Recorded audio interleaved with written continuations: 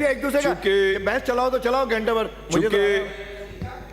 चूंकि माननीय डोटासरा साहब ने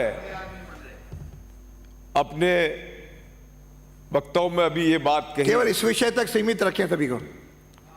उन्होंने बताया कि मैं सभापति के रूप में आसन पर बैठा हुआ था और मैंने टोका नहीं। मैं निवेदन करना चाहता हूं माननीय अध्यक्ष महोदय कि आपकी व्यवस्थाओं से ये सदन चलता है और जिन नीतियों और परंपराओं को आपने एक आदर्श रूप में इस सदन में लागू कराया, उसके लिए हम सब आपका आभार व्यक्त करते हैं, धन्यवाद भी देते हैं। परंतु उस दिन जब आपके आसन की शक्तियां आप अपने आसन पर छोड़कर हमें आदेश देकर चले गए थे और सभापति के रूप में मैं वहां बैठा हुआ था और इनकी जो व्यवस्था थी, इनके दल की जो व्यवस्था थी, उसमें 30 मिनट का समय माननीय धारीवाल साहब को दिया गया था।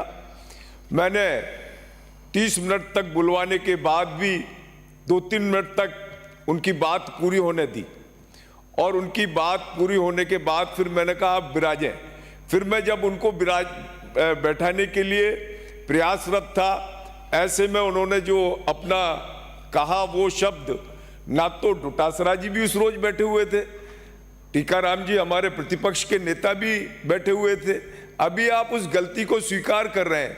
आपको भी तो उस समय कह के आपका दायित्व बनता था कि भाई हमने ये बात सुनी है, हम इस बात के लिए जो है खेद प्रकट करते हैं। उस समय ही आपको ये बात कहनी चाहिए थी। लेकिन माननीय अध्यक्ष महोदय, जब मैं सदन से चला गया और शाम को 6 बजे मैंने जो है टीवी चैनल्स और मीडिया में उस चीज को देखा, सुना, तब मेरी वो जानकारी में विषय आया।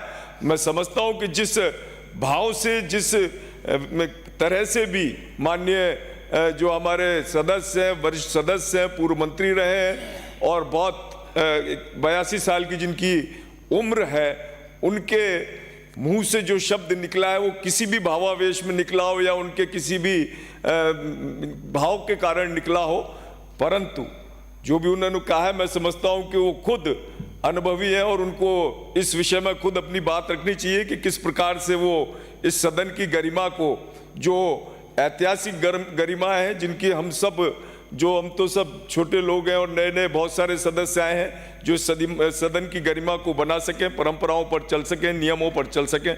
इतना ही। आप कुछ कहें?